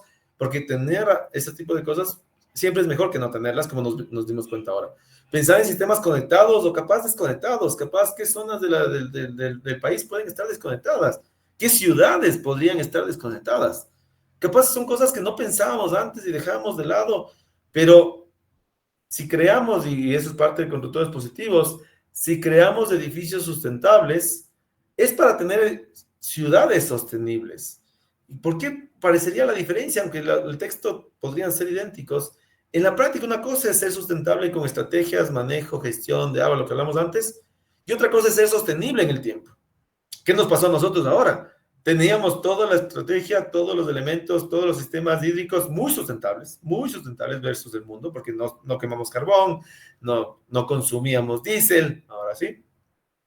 Pero no éramos sostenibles, claramente se vio, porque en la práctica, si tenemos una variable, no tenemos un backup, un proceso, un híbrido, lo que sea que nos pueda generar un segundo alivio para no tener crisis, ¿no? Entonces, entender las horas de uso, eso del costo, también a veces malinterpretamos justo esta lógica de cuánto me cuesta invertir, cuando es una inversión, no es un costo, y así hay que dejarlo claro. O sea, si voy a invertir, estoy pensando en el futuro, y si estoy pensando en el futuro, es ahorro. Por lo tanto, pensar en el costo es entender cómo se puede hacer, cómo se puede generar, y cómo económicamente puede ser un tema que valga la pena a largo plazo. Con esto es importante decir qué podemos hacer, porque a veces uno queda en el sí, tenemos que deberían, podríamos, y he puesto con todo el respeto del caso a cada uno de ustedes que estén dentro de sus mentes, qué es lo que podemos hacer. Me voy a enfocar un poquito en lo que como usuarios podemos hacer a futuro, pero también qué podemos hacer en diferentes niveles, ¿no? Como gobierno, pensar en diversificar, obviamente, la generación, y así que les invito a cualquiera de ustedes, y en el mismo ministerio siempre hemos estado en esa línea, siempre pensar en distinto, y agradecemos que estemos aquí porque esto ya es pensar en distinto, ¿no? Ya no solo pensar en que la cátedra puede ser impartida únicamente por catedráticos, sino también específicamente también por personas ligadas al día a día, ¿no? Los constructores lo que tenemos es la práctica como base de liberación de generación y venta de energía para también los gobiernos locales, como decía. ¿Por qué no pensar en ciudades quizás aisladas, desconectadas, o privados, zonas específicas que estén desconectadas? En el mundo se trabaja mucho, capaz comunidades enteras que tienen sus propias autogeneraciones, sin dejar de lado que en algún momento podrían estar conectados para tener sostenibilidad, ¿no? Identificar temas con inversión a largo plazo, sostener el sistema.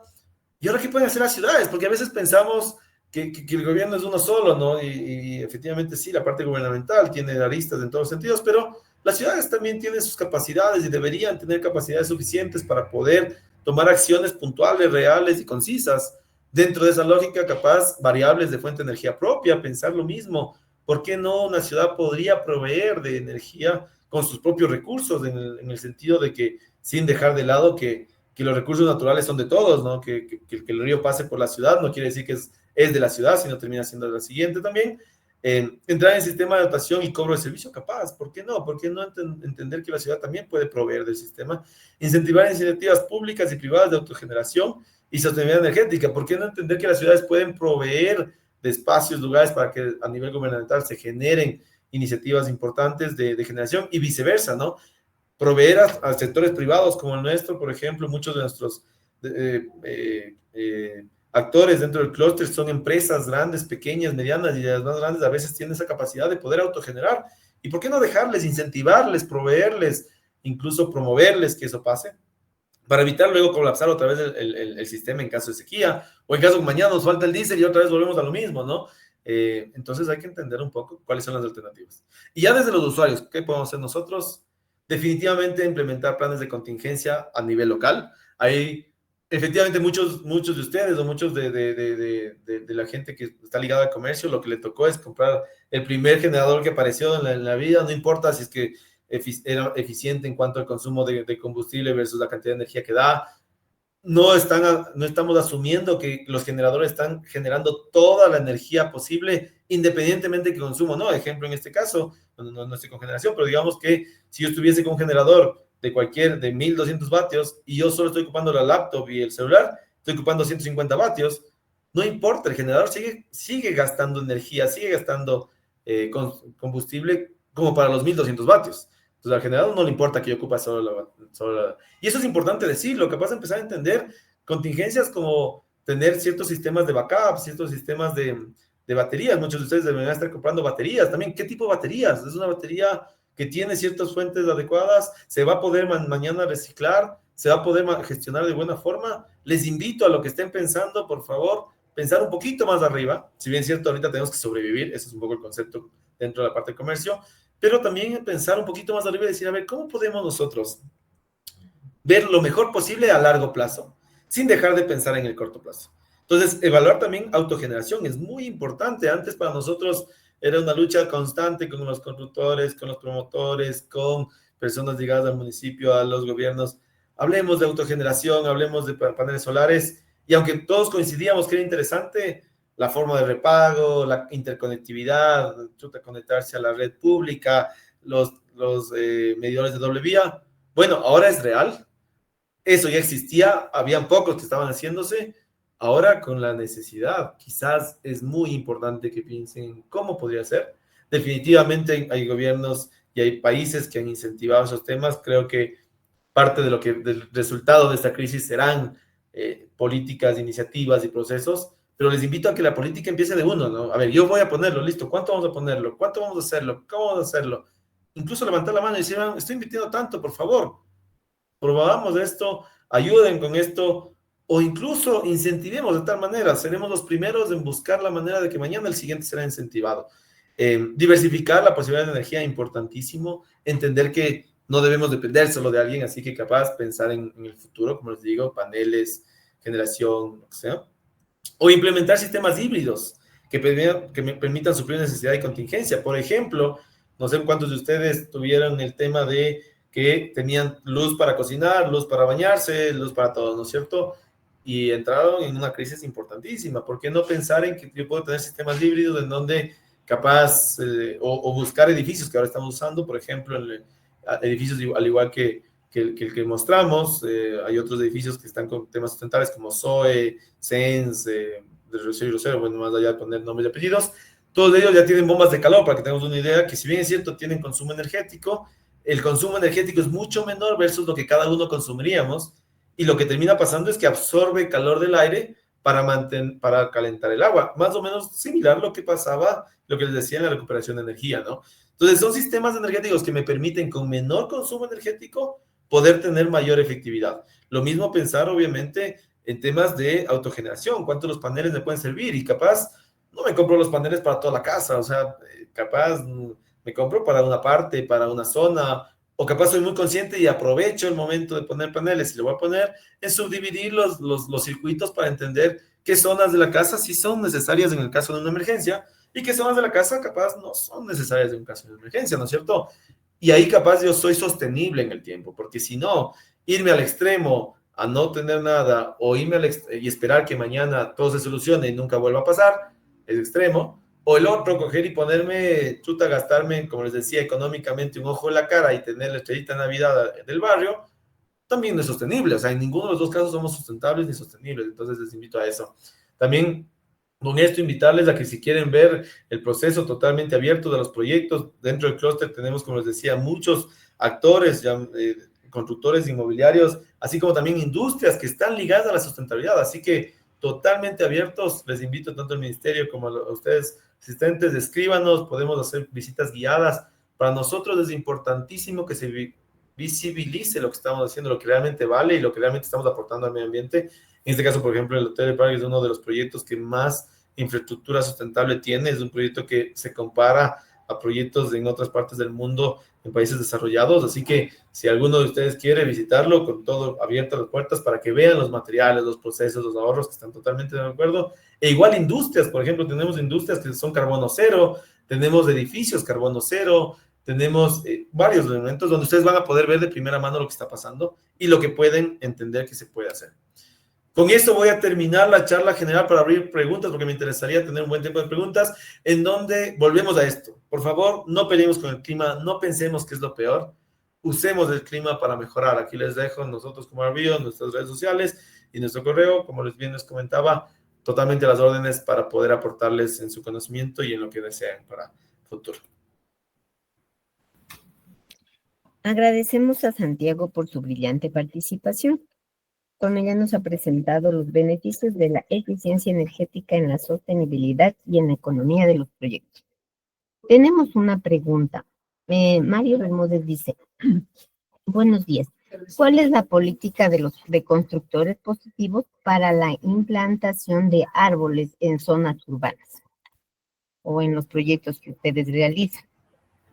Muy buena pregunta. Y ahí voy a dividirla en dos temas. Y justamente, curioso, la semana pasada estuvimos participando en una reforestación fuera de la zona urbana, en la zona del Chocó, específicamente en un tema. Les invitamos, por favor, cuando deseen, hagan ese tipo de iniciativas, es importantísimo. En zona urbana, volviendo a la zona urbana, que nos habían dicho, depende mucho del proyecto, pero en general, lo que implementamos o lo que promovemos dentro del clúster, como les decimos en diferentes niveles, es que la gente empiece a entender que la implementación de sistemas nativos y sistemas basados, se llaman ahora soluciones basadas en la naturaleza, que son elementos ligados con el medio ambiente, con plantas nativas, con árboles tipo, hay que pensarlo como una lógica de cuánto aporte tengo, no solo qué tan bonito se ve mi edificio, ¿no es cierto? Qué tan bonito se ve el árbol que nunca trae ni un pájaro, ni una abeja, ni nada, ¿no? Sino cuánto aporte tengo. Y aunque parece mentira, justo ayer hablaba con un cliente y le decía, hay proyectos que tenemos en la ciudad de constructores amigos que llegan colibríes, que llegan libélulas, llegan unos tipos de abejas que parecería que no existían, y todo depende de qué tipo de planta utilizamos. Entonces, nuestra política interna lo que hacemos es promover buenas prácticas ligadas a que se implementen sistemas basados en la naturaleza para mejorar las condiciones de un proyecto específico y que aporten a la naturaleza, valga la redundancia, porque también podemos poner plantas que consumen mucha agua, ¿no? Nos pasa mucho, y no voy a decir que no pasa en ningún lado de los positivos. Habrán constructores que están poniendo plantas que no son nativas y que requieren de mantenimiento continuo, ¿no? De poner agua, pero como que fuera que mañana se acabe el mundo. Por lo tanto, sí promovemos muy constantemente al interno de constructores, tanto el directorio como a nivel de todos los suscritos. Tenemos charlas especializadas y vamos apoyándoles para que las cosas vayan pasando con paisajistas especializados en plantas que valgan la pena. Ejemplo, cuando ponemos plantas en las aceras, empezar a entender que no se puedan poner las mismas que se pusieron en un momento en los 60 solo por estética de alguna persona que decidió, que dañaban todas, y se dañan, ¿no? Por las raíces todas las vías. Entonces, la política es muy clara en ese sentido de pro ambiente y en estas tres aristas, ambiente, económico y social. Muchas gracias. Siguiente pregunta. ¿Cuál es un ejemplo de uso de materiales que promuevan la eficiencia energética en la construcción de una casa? Nuevamente, muy buena pregunta, que chévere, ustedes tienen gran conocimiento. A ver, interesante, los materiales que promueven en vivienda, y voy a dividir entre los demás, en vivienda va a depender de la ubicación de la vivienda en una zona climática. Y voy a dar un ejemplo específico. Si yo estoy en una vivienda en Quito, o sea, una zona climática fría, llámese Quito, Cuenca, y quizás Ambato todavía tiene ese particular intermedio entre no ser frío, pero digamos en una zona, digamos la Tacunga, para ver, prever en materiales que tengan alto nivel de capacidad térmica para aislamiento es importantísimo, ¿ok? Pero tiene que ir de la mano con otras estrategias que permitan captar el calor y mantener dentro del espacio. Entonces, ejemplo, en este caso podemos tener materiales con aislamiento. Ahora ya hay muchos, nosotros promovemos mucho la construcción ya no tradicional, o sea, bloque como tal no es malo, se puede ocupar en sistemas híbridos con aislamiento adicional y más, pero promovemos mucho la construcción en seco, la construcción ya con bajo nivel de residuos. Por lo tanto, materiales con sistemas de aislamiento en medio es importante. Ejemplo, en otro lado, Santo Domingo, Guayaquil y demás, quizás hay materiales con masas térmicas, obviamente debajo de sombra, llámese ladrillo, llámese elementos capaz, hasta incluso en algunos casos hormigones bien fundidos, que no permitan pasar la transferencia térmica externa al interior, puede ser también una buena alternativa, o que incluso tengan ciertas perforaciones que permitan ventilarse en sí mismo, ayuda muchísimo. Obviamente en las zonas costeras también el aislamiento es importante, es un aporte necesario, porque lo que permite el aislamiento es mantener el frío dentro de los espacios, al igual que una refrigeradora. Si usted tiene una refrigeradora y no tuviésemos aislamiento, el consumo energético tendríamos mucho. Pasa en Guayaquil, pasa en Santo Domingo, tenemos casas hechas con bloques, sin ningún aislamiento, o con cualquier material, llámese ventana simple, y tenemos un aire acondicionado que está a tope. Si tendríamos materiales con cierto aislamiento térmico, les decía algo del U-Value, tanto secos con sistemas de aislamiento como materiales con alta masa térmica, lo que permitiría es que una vez enfriado ese espacio, ese aire no pasase. Lo mismo que una refrigeradora, ¿sí? Muchas gracias. La siguiente pregunta. En su experiencia, ¿cómo se debería aplicar la eficiencia energética y arquitectónica para los nuevos proyectos de entidades públicas?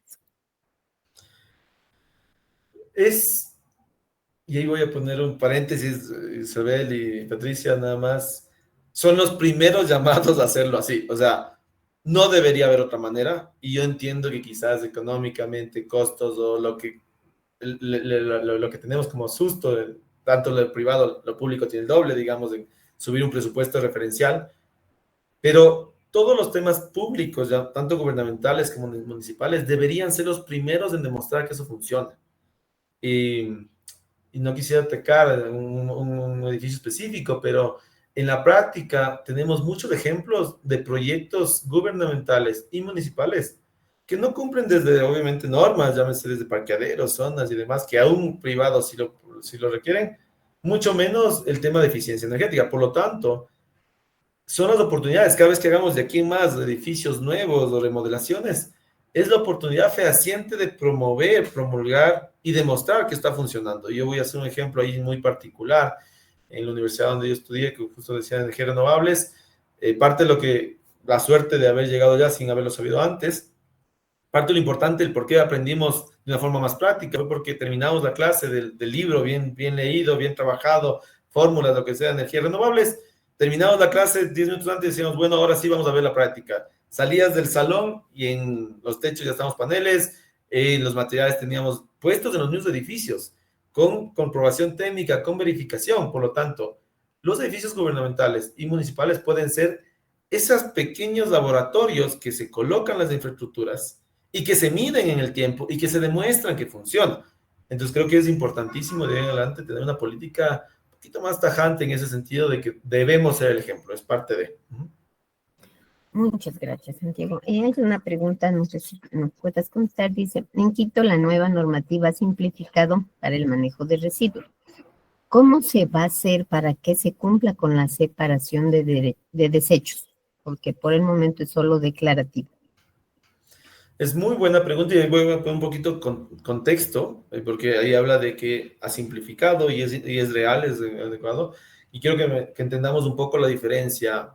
Hubo un momento que se creó la ordenanza de coeficiencia, aquí en Quito específicamente, y la ordenanza PUCS, de primer PUCS, en donde eventualmente habían ciertos requisitos adicionales que ahora no se piden, específicamente convenios con gestores de temas peligrosos, convenios con gestores especializados, que ahora ya son más autodeclarativos, ¿no? Yo me comprometo.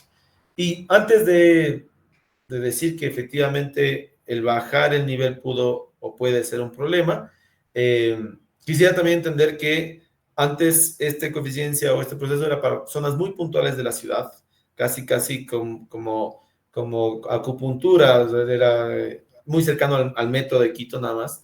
Ahora, al abrirse la normativa a toda la ciudad, creo que es muy valedero, pero debemos incentivar más información. Es muy valedero que la vara no necesariamente haya bajado, pero sí que sea de primera aproximación al usuario final. Porque finalmente, claro, un edificio corporativo, un edificio inmobiliario, puede tener esa y a veces les cuesta tener esa lógica de buscar todos esos requisitos. Imagínense a la persona que está construyendo en Calderón y que quisiéramos que sea formal, que a veces llega con los planos como nunca a quererse aprobar, y lo primero que le traban son un montón de trabas y procesos y demás, y así requisitos. Ya el hecho que le obligue a que se autodeclare o diga, sabes que yo sí voy a pensar en buen manejo de recursos en la construcción, buen manejo de recursos en el consumo, y voy a poner unos cuantos espacios de separación de residuos, ya te obliga al menos a decirlo, es un aporte para ese tipo de personas, capaz no viéndolo desde macro proyectos más formales, porque esos ya debería y se le está pidiendo un poco más. Más bien son esos proyectos entre informales y formales que deberíamos atacar mucho, porque en todas las ciudades del Ecuador tenemos casi el 80% de construcción informal y es preocupante. Por lo tanto, creo que es un primer paso y esa es la respuesta, es un primer paso. Es un primer paso para que todos sepamos qué hacer. De aquí en más deberíamos ir subiendo la vara cuando ya todos empecemos a entender, y no me refiero a años, capaz de meses, en un par de años máximo, empezar a ser más fuertes y demostrar con el ejemplo. El municipio de Quito, si fuera el caso, debería empezar ya a tener la separación de residuos directamente en el proceso de gestión, para que no solo sea autodeclaré, sino además sepa que los miércoles va a pasar el basurero que es específicamente para cartones y vidrios. Hay que empezar a hacer todo. Muchas gracias. Siguiente pregunta. Algunas certificaciones solicitan el ahorro energético. ¿Este tipo de ahorro se puede lograr mediante sistemas de paneles solares on-grid? A ver, sí, efectivamente la respuesta es sí, se puede obtener con los paneles solares de forma directa. Va a depender qué porcentaje pide la certificación, cada uno pide distinto, y creo que aquí vale la pena ahondar un poquito cuando yo decía por qué se crea para diferentes tipologías, ¿ok? Por ejemplo, LEED, que somos nosotros uno de los certificados en el país, LEED se creó en un mercado norteamericano en donde la matriz energética para el momento que se creó, que son alrededor de 30 años, tenía un 80% de generación de energía por medio de carbón. Hoy Estados Unidos está en el 50-50, 50% renovables, 50% y en algunas zonas incluso siguen el 80% no renovables, fuentes fósiles, y por lo tanto el consumo de energía era muy importante, y sigue siendo muy importante. Para nosotros hasta hace 2 años no era importante el consumo de energía, se suponía porque teníamos surplus.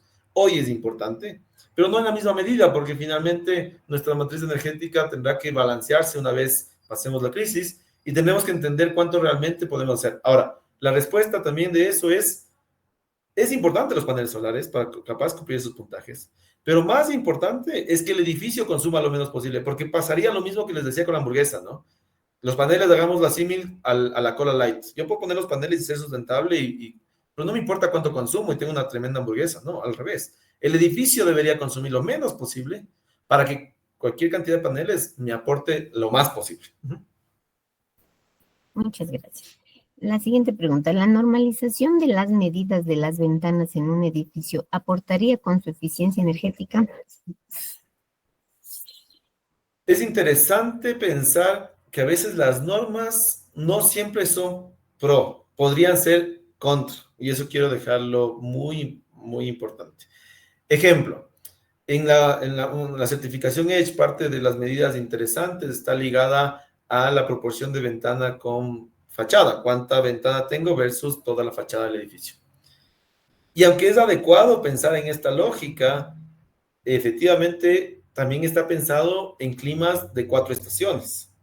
Porque en promedio, si yo reduzco el tamaño de ventana en donde tengo mayor transferencia de temperatura en climas extremos y aumento zonas aisladas, llámese paredes, definitivamente voy a tener mejor consumo energético interior. Pero hay zonas en Quito, al menos en Ecuador, que tenemos climas cuasi primaverales en todo el tiempo, cuasi, porque cuando ya vivimos aquí nos damos cuenta de las variaciones de temperatura. Al no tener climas extremos, el estandarizar podría generar minusvalía en ciertas zonas y surplus en otras zonas. Y voy a dejar un ejemplo específico. Si yo estandarizo una ventana, me invento de 2 por 1 metro, hablamos cualquier cosa, para todas las ciudades del país. En Quito, que estamos por encima del nivel de radiación adecuada, quizás sirve para iluminación. En Guayaquil, tal vez está con menos nivel de iluminación, pero deja pasar demasiada temperatura. Pero en el oriente, donde hay mucha nubosidad, por ejemplo, en la mayor parte del tiempo del año, capaz de ese tamaño de ventana no le permite tener la capacidad lumínica interior para ser confortable y te toca prender la luz. Por lo tanto, lo que para una zona climática le hiciste bien, para la otra le estás generando un problema de mayor consumo. Entonces, la respuesta es, el estándar tiene que ir ligado a zonas climáticas y no a ciudades ni lugares, ¿sí? Gracias. Siguiente pregunta. Aparte de la norma ecuatoriana de la construcción, ¿qué otras normas se pueden aplicar para lograr una construcción sostenible? Es importante la pregunta. Actualmente hay diferentes lugares, pero digamos que dentro del mismo marco local estamos con punto verde, si es que vamos hablando de eficiencia de manejo de residuos, manejo de consumo, ya en operación, o sea, ya estoy operando, ya tengo un proyecto. Para proyectos nuevos tenemos obviamente certificaciones internacionales. Como decía, la certificación local se está gestando, así que no creo que salga en pocos días, capaz en un par de meses, quizás un año, no sé si, ojalá sea antes, en donde podemos tener Edge, Lead, que son las que más han entrado en el camino. Ahora están entrando otras más como Fitwel, está entrando también certificaciones Minenergy, algunas adicionales. Y va más allá de la certificación. Y además, nosotros ahí sí les invitamos a todos, me había olvidado, como consultores positivos y como RBO Academy, estamos siendo parte de la normalización por medio del INE del tema sustentable para el Ecuador. Así que todos invitados a participar, a nutrirnos de información para poder lograr una norma INE que pueda ser más adaptada al medio. Entonces, están apareciendo cada vez más ciertas certificaciones. Como les decía, lo más importante es que ustedes adopten buenas prácticas y una vez adoptadas esas buenas prácticas o buen diseño inicial, ver en qué certificación puede ser la que les valide, si fue el caso, lo que están haciendo. Pero la certificación como tal, y eso es netamente nuestra percepción, es el final del camino, no es el inicio. No empecemos con la certificación, cualquiera que sea esta, porque si empezamos así, normalmente los costos de la construcción se ven superados del doble, el triple de costo a veces, porque como empezamos por la certificación, nuestro fin es cumplir. No es ser bueno para el medio ambiente, no es aplicar, es cumplir el tema. ¿Sí? Ya, la última pregunta dice, muy buenos días, estimado Santiago, excelente exposición. Mi pregunta es, ¿cómo podemos tener una ganancia térmica interna en un edificio de aulas y cómo implementar el calentamiento y la humidificación del mismo? Muy buena pregunta y ahí me van a disculpar hablar en primera persona como empresa. RBO tuvo la oportunidad y la gracia de diseñar un proyecto en el nuevo campus en Tizaleo de la Universidad Uniandes en Ambato. En ese campus de 20 hectáreas de diseño a nivel más macro y de alrededor de 20.000 metros cuadrados en la primera fase de construcción, que va a ser alrededor de los primeros 15 años, el primer edificio es un edificio de aulas multiusos que ya está construido, que se inauguró el año pasado, recientemente a finales, y tenía dos estrategias que respondían a esa pregunta específicamente. En ese caso les voy a poner en contexto súper rapidísimo. Es un clima un poco más frío de Quito, promedio temperatura diaria entre 8 y 10 grados de temperatura. Radiación mayor, estamos a 3.090 metros del nivel del mar, es un poquito más alto que Quito. Por lo tanto, lo que hicimos fue 5 bloques, del edificio se divide en 5 bloques, de los cuales 2 centrales, lo que divide entre los 3 intermedios, hablemos así, dos bloques intermedios,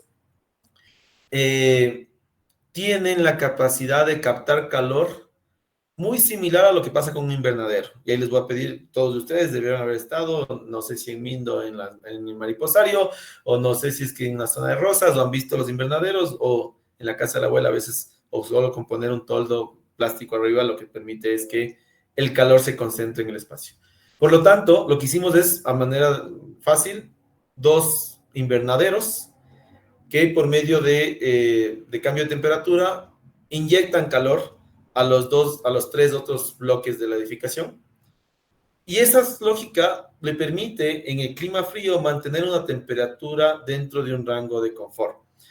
Además, obviamente, eso mezclado con sistemas activos, no dejamos de tener aire acondicionado. ¿Por qué? Porque nosotros sí promovemos una lógica de una eficiencia en la educación. Uno tiene que educarse al 100% sin niveles de CO2 y VOC importante. Por lo tanto, un sistema de climatización te permite mantener ese estándar para que la gente pueda desarrollarse en el estudio al 100%. Pero lo que hizo eso es que el uso del aire acondicionado se ve mermado sobre la base de lo que debería, fuertemente, porque se calienta la edificación más de lo que eventualmente tiene.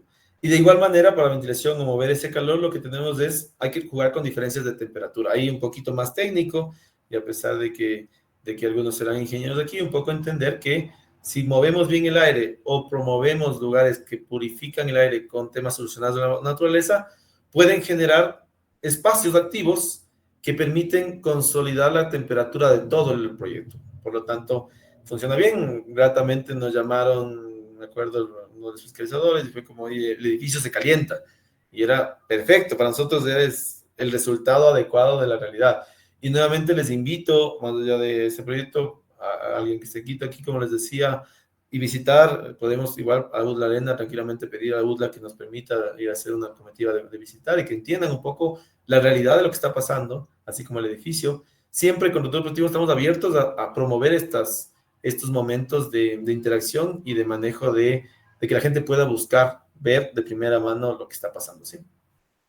Perdón, Santiago, hay una última pregunta. ¿Qué aislamiento consideras un buen material sostenible? A ver, en este caso, el aislamiento per se, como aislamiento, es un aporte al proyecto, a los procesos y a los elementos, ¿ok?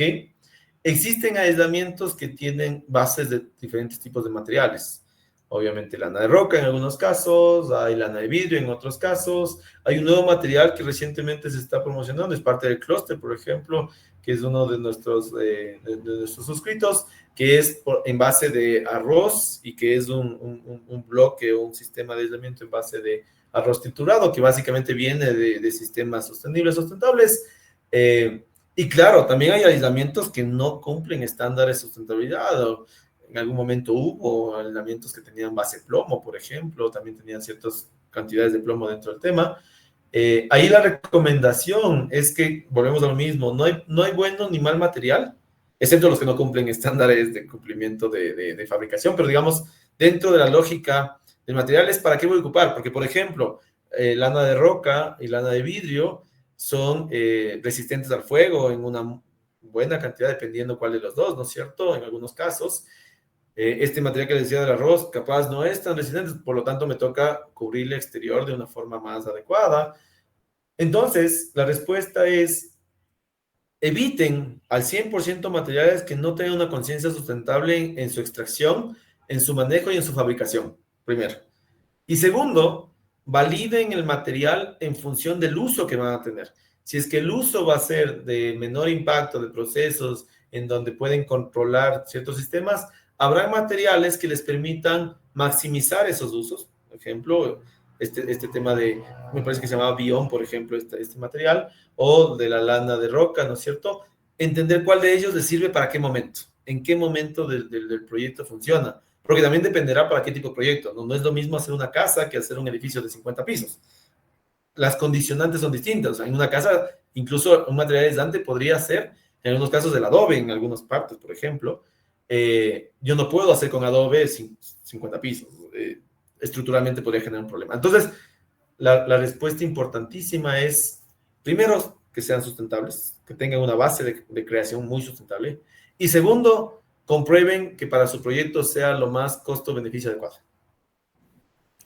Muchas gracias. Agradecemos al magíster Santiago Morales por haber dado respuesta a todas las preguntas que sin duda han enriquecido este evento, con cual cerramos el ciclo de webinares del año 2024. A nombre del Ministerio de Energía y Minas, agradecemos también la participación de todos los asistentes y esperamos que nos puedan seguir acompañando en los webinares que seguiremos programando para el año 2025. Las preguntas que ya no alcanzaron a ser respondidas, por favor, les hemos dejado el correo de Santiago en el chat. Con respecto a la grabación, esperamos que por favor nos compartan y la vamos a subir en la página del Ministerio. Muchas gracias a todos y gracias, Santiago. Gracias, Isabel, gracias, Patricia, gracias a todos los que hacen el Ministerio y nuevamente, como constructores positivos, les invitamos a ser parte del cambio. Les invitamos a abrirse y con todo gusto estamos a las órdenes para apoyarles cuando sea necesario. Un gusto. Gracias.